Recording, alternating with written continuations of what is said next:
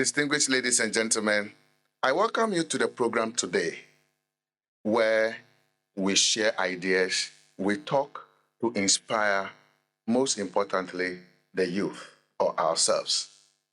I have with me today an amazing, wonderful, eloquent gentleman. He is in the person of Mr. Fredrick Benneh Frimpong, who is the CEO of Farming in Africa Limited. Let me share with you, he's an amazing man. I want you to take your time, pay attention, and listen to the conversation I'm going to have with him. I'm going to pull out almost everything out of him for you who is listening today to also pick a lesson. Do not just watch. I want you to pick up the lessons this man will be sharing with you so that you can also become that great person or much more greater than him in the future. Welcome, sir, to our program. I would like to again know from you to introduce yourself to our viewers, what you do in the past and what you do now and why the decision. Do that. Thank you very much, and I'm honored to be here and I guess to share what I do. There isn't much to me that you've mentioned. I I am, Fredrick Benneh Frimpong, like you said. Most people call me Fred, and I am the CEO of Farming in Africa and H.E American School. What do I do and what have I done in the past? My journey began in a very small village in Synapse in the Blue region. Fame took me around the world and brought me back to Ghana, where I used to occupy a position called launcher, which is launching international companies in Africa. So Africa became my focus and trying to understand the market and how do I lead the operations and the beginning of international companies on the continent. So I did that at my early stage. And now what do I do? I think I feel very fortunate. Before you go there, I would like to know from you if you say international, launching of international companies. Can you share with us some of the companies, the international companies that you have helped to launch across Africa? Okay, so I think the first one, which most people know, is Uber. So Oh, so you are the one who launched Uber in Ghana? yes, yes, I actually came to Ghana because of Uber. So I used to live in San Francisco, and Uber found me and moved me back here in 2016. Guys, if you find yourself in Uber or your family member using Uber or driving Uber, this is the gentleman behind it who launched it or brought it to Ghana, or let me say Africa. I mean, not Africa in general. There was South Africa had already launched before Okay. Ghana launched, so it was already in Africa. But I was the first. But in Ghana, you were the first employee and you came down from San Francisco just because you want to launch or help launch the Uber in Ghana. Yes. So Amazing. came down. Yes. Started recruiting the team in Ghana, both the driver and the rider side and everything. So yes, literally from day one. And God being so good, it was very successful. Oh, yeah? All the countries we had launched at that time in Africa. So it was a huge win for us. It was actually my first official job. As I was still very young. You, at what age? What age was it? I don't know. I was in my mid-20s, maybe 25. So Amazing. I was very young by then. So You are still young, though. yes, I am still very young. I was very young. So to me, it really unveiled who I was made of. I think I've always been a hustler from childhood.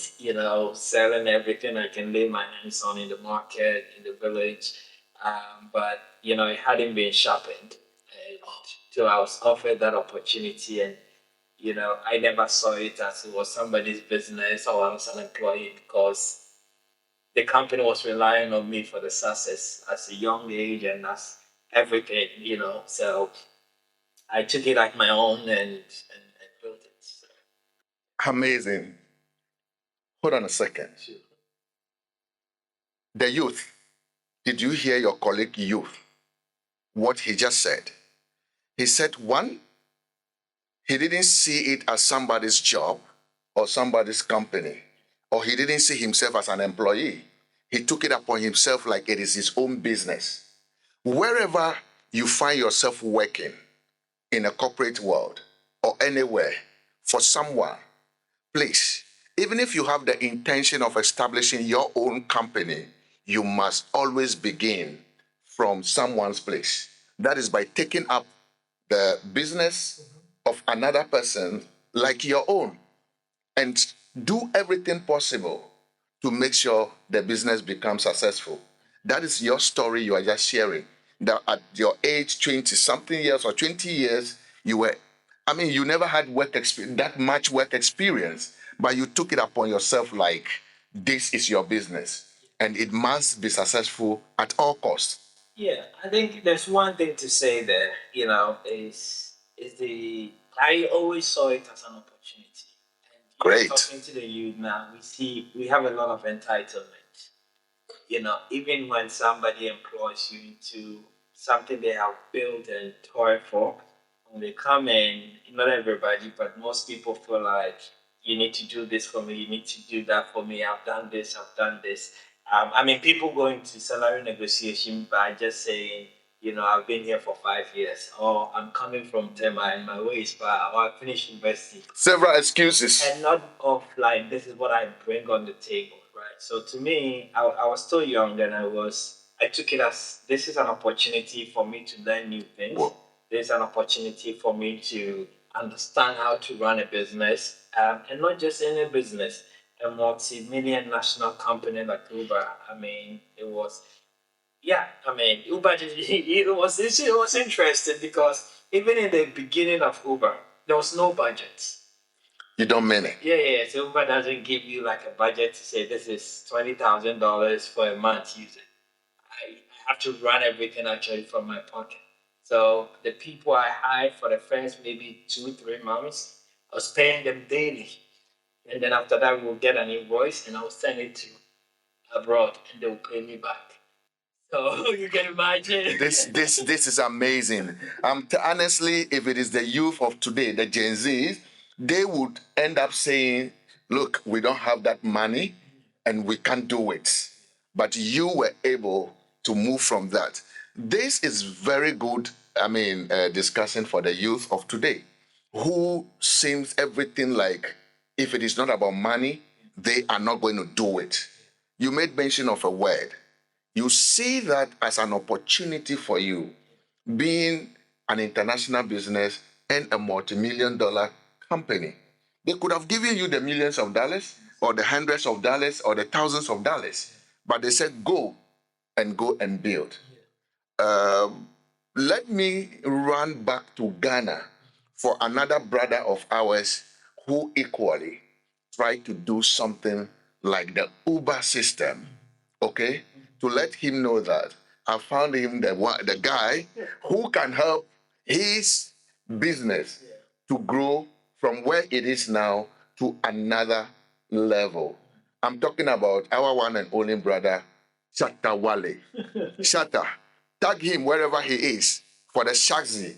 He tried to bring out a chassis to make it look like the Uber, work like Uber, and do everything same. And that is our own pride, Ghanaian made. Not knowing Uber to do well in Ghana, that it has become a household name, it was from the help of our own brother, who is equally a Ghanaian. So if we meet such a person, I think we can do much more about this. So Shatawale, kudos to you. Congratulations. I found a guy who can help move Shazi to a different level higher than Uber. That is great. So aside the Uber that you helped bring, what other companies were you able to, help launch in Ghana or in any part of Africa? So there's another company called All Across Africa. It basically works with artisans. So we launched in Ghana, then did in Rwanda, Okay. Tanzania, in Kenya, and South Africa. And we're basically going to communities that have special skills, whether it's in art and crafts or weaving. And what we're doing was teaching them new ways they could improve on that, how to add color to it, how to design it even much better to suit the international market. And then from there, we'll buy it from there and ship it to Korea, to the US, and to other European countries as well. So in Rwanda, for example, I was working with maybe about 3,000 women in Rwanda, in Ghana, the north, the women that were waving the baskets and stuff. Yeah, we were training them and all of those things. So that was the second company that I launched in Ghana, in Africa. In Africa. Okay, so tell me, aside the support you gave to Uber and other countries by the launching in Ghana and in other parts of Africa, where you have the women from North weaving the basket and etc., and then also in Kenya and other parts of Africa. Uh, are you still with Uber now? Are you still with Uber? No, not really. No. So I Okay. don't work full time for Full Uber time for anymore. Uber. So what do you do now? What are you into now? So right now I'm into two things. So I think it's not even about what I'm into. It's the kind of life that I live, and I think I always find myself fortunate to find my passion at this age, and I think I leave education and agriculture. I think the best way to give back to society is to nourish the minds of young men and the body. Oh. So healthy body, healthy mind. Exactly. And that's a great saying. Every time people are always making that statement. So tell me, what do you do in agriculture? What are you into in agriculture? I am into a couple of things, but at the moment we are focused on livestock, right? So we in agriculture we have several companies that is focused on inputs, agricultural services, and also the goal really is to create model farms that people can come, learn how it is done, and replicate it. So all this is under the Africa Farming in Farming Africa. Yeah. Farming in Africa Limited. Yes. I see. That's amazing. Yes. Yes. So what motivated you to go into agriculture? Yeah. Coming back from San Francisco, an international launching, seeing all the millions of dollars with international bodies, seeing the money. When we talk about good salary, you are one of the persons that we know you should be paid by then at your age, 20. You know, the youth of today, I know, if they get those salaries, they would have been buying cars for themselves, you know, cruising. Yes, cruising. Now they'll buy cars and always partying. You know, that's all for fun to show off. But you never did that, and you are into agriculture, leaving those good opportunities that you have with the international bodies. Viewers, I am interested in what actually motivated him to move from that great job that you have, because that's like somebody working in a World Bank and telling me, look, now I'm coming back into agriculture. So what is the motivation? I think it's so when I had the opportunity to leave Ghana and study abroad, I saw a big difference between the education system that I had known growing up in a small village and what was in London. So right there, I decided to build a school in my community. So I built a school there, and even as a student, I was still building the school. So when Uber brought me to Ghana, my school was already about maybe third or fourth grade, which is P4 we call it here. And when I left all the other companies, I went to the school to focus on the school. And to me, that was my retirement. I had retired at a very young age. I was just going to go focus and be with the kids and empower them and just transfer the knowledge I have gathered over the years. Oh, I see. And right there is when I found out that the kids weren't being fed with enough protein. So it goes back to, I remember in our high school time we had school cows. And on Sundays we would eat jollof and beef. It's true. And they would say it's come from the school farm, so why can't we have a school farm as well? So right there, I decided to go into livestock, and that was the reason why I went to livestock. So to be able to feed my school with chicken, with goats, and with cattle. So we started a farm from there. So it is this idea of you identifying, let me call you the solution man. You've identified the problem that the school children at that age, the grade 3, grade 4, which you call the P4. Okay, when he says the P4, we are not talking about the game you play. He's talking about primary 4, right? Yes. Primary 4, okay? And the students are malnourished, or probably what they eat is not good enough with less protein. And you decided to go into farming or agriculture or livestock farming. And you started with some few animal goats, fowls, poultry, and etc. And you were feeding, and you started feeding the school. Was it only your school you were feeding, or you were feeding other schools as well? I believe so much it is just your school. Because that is what your challenge is, right? And you fed these students. From which year? So that started around 2018. 2018. Yes, so it started just by feeding the school. And then I started doing more research and realized that agriculture really hasn't been exploited. And I read an article that was done by the Washington Post that said the average age of a farmer in Ghana is 60 years old. And that is why there isn't enough innovation and technology pumped into agriculture. So you look at the way we've been farming 60. It's been the same. And this is the time where the youth need to come in and use the technologies that they are into. Because many countries are using AI. With Indonesia, Indonesia is now using AI for farming, for anything related agriculture. They no longer even use those pump machines for insecticide, to spray, to do whatever. There is an AI that takes care of that, or drone and other things that work. I think it is true what you're saying. The youth, if we should involve them in taking part in agriculture, we will have much more innovative way of farming in a mechanized way rather than the old way that we used to go there.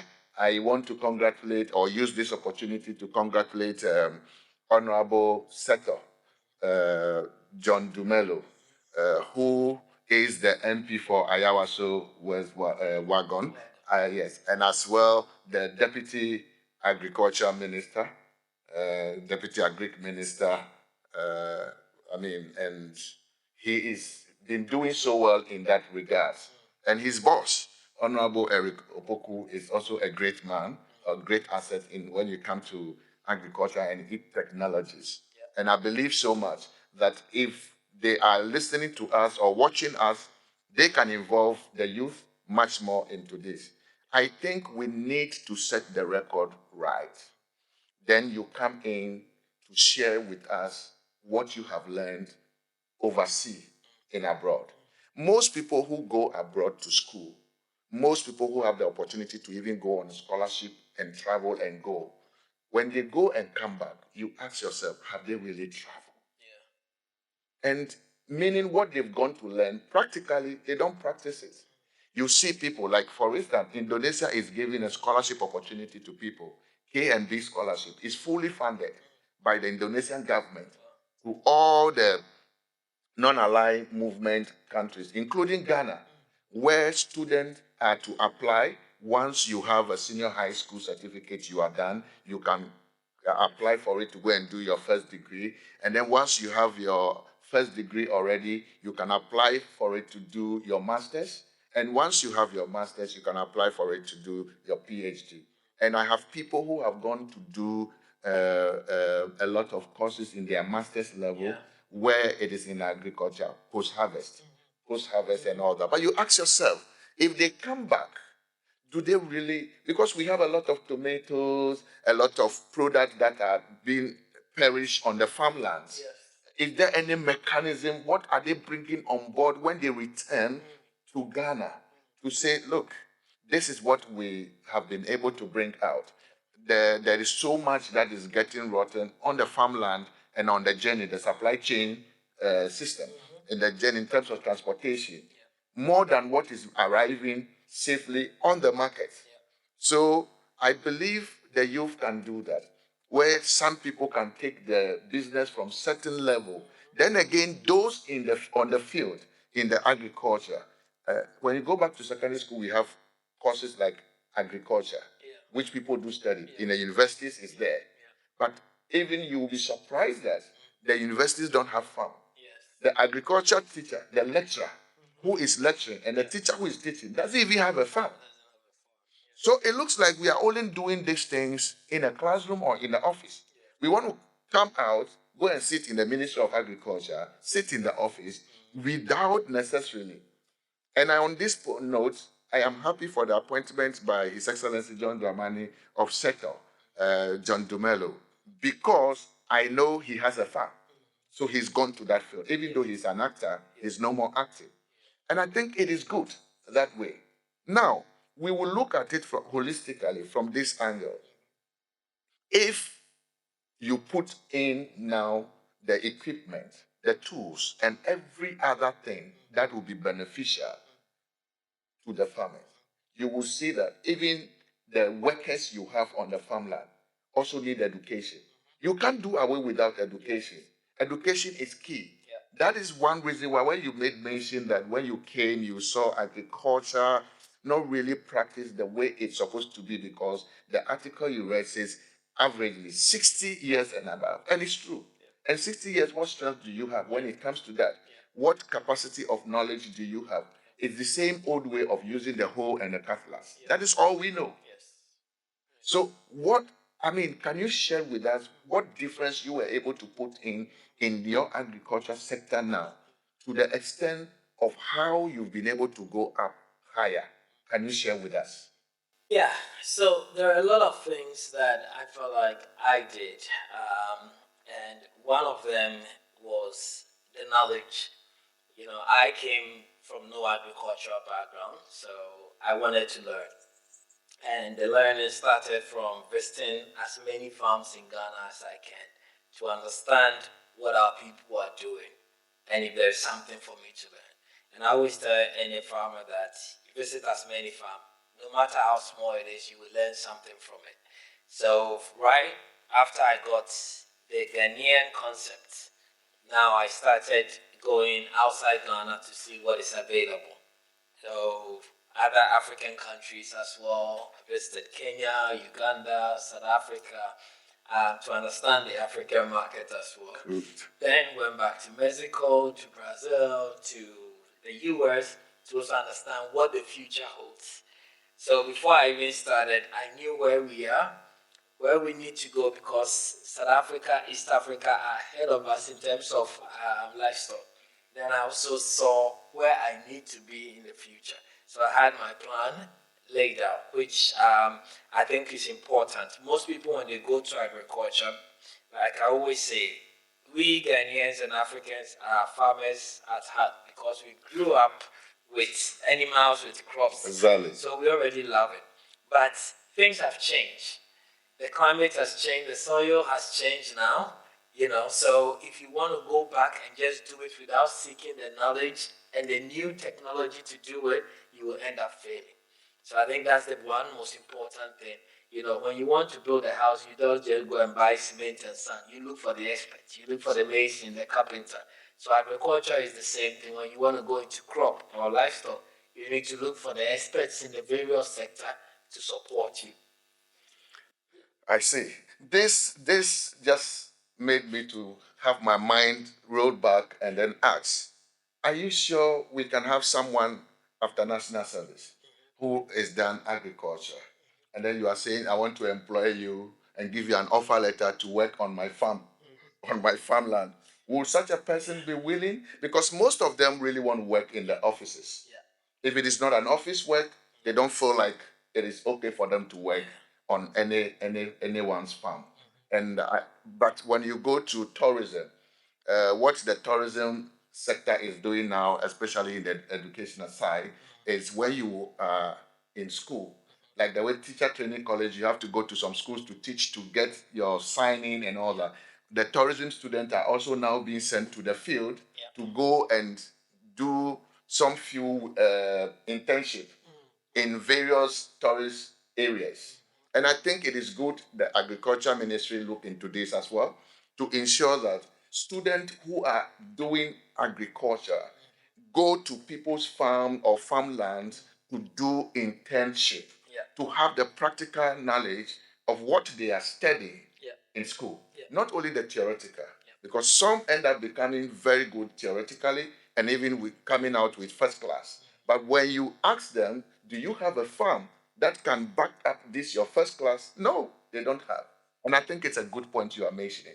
But you made mention earlier that you did this school from third grade to fourth grade.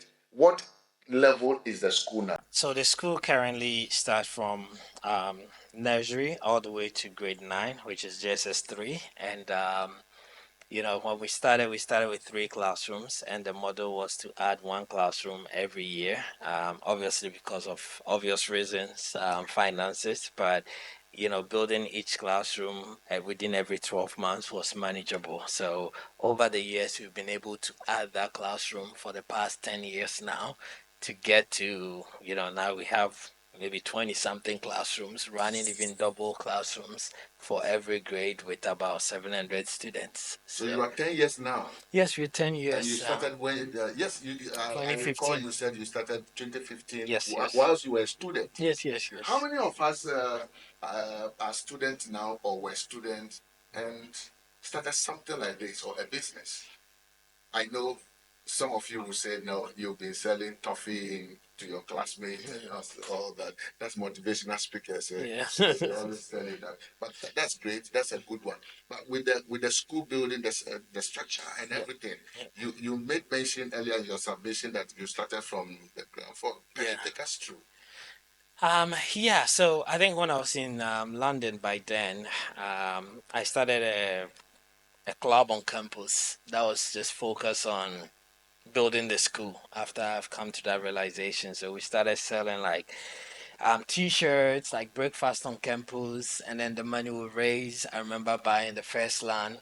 Then I moved to the US, and on campus we had a challenge, like a competition among all students in California to submit their ideas. So I submitted my idea, and it was about 200 students with different ideas, robotic, from various, and I was actually able to win that competition. So yeah, yeah, yeah. So I was Out of the awarded. 200 people. Yeah, yeah. So Congratulations. yeah, I was awarded, I think, $20,000 by then. So that got me started with like the whole building. And then I got a job, and every year working on it gradually from my salaries and stuff, and with support from friends and family as well. And we still we've been there, and I think it has been a progress, a 10-year investment of everything. Just like you were saying, when I was working, I was paid well, but I wasn't, spending it. So I was investing it back You in were the school. investing it back into your school, Exactly. which you had before even coming down to Ghana. Hmm. That's great. This is a lesson learned. I believe you have been inspired. I believe you've been transformed from whatever level of your life, watching this video, listening to this great man, Fredrick Benneh Frimpong, who is the CEO of Farming In Africa. in Africa Limited. And today he's planning to establish this across Africa, I believe so. And he's doing so well in Ghana. I am looking for young guys, young people, young ladies, and gentlemen to go into agriculture. The food security issue is something Ghana is planning to handle in order to support other African countries. And I believe with the support of you and other people who are yet to be known or exposed, who are into agriculture, young guys, I believe I know of one gentleman, Mauto. Mauto. He was a former student of Pando Secondary School. He's also into agriculture. He's doing a lot. He actually did agric back in his secondary school, Pando Secondary School, and he's still doing agriculture. He's actually into agriculture now, and he is doing a lot in his area. He's from the North Water region. Mauto, David Mauto, yes. And wherever you find yourself, he's really doing well. And I believe so much that there are other people who are into this, just that we've not really seen them yet. But we will bring them. We will use this opportunity on behalf of the program, which is on the Royce TV. We want to thank you so much for taking time out of your busy schedules to be here. And the viewers, we want to thank you also for watching this program and taking a lot of lessons. I believe you will just not watch, but you will learn a lot from this and also start something in the field of agriculture or wherever you find yourself. I believe you would also be on one of our shows very soon. Wherever you are, let us know more about you. If this is your first time watching this program, I am His Excellency Pascal H.E Rois, the Honorary Consul of the Republic of Indonesia here in Ghana. Thank you. See you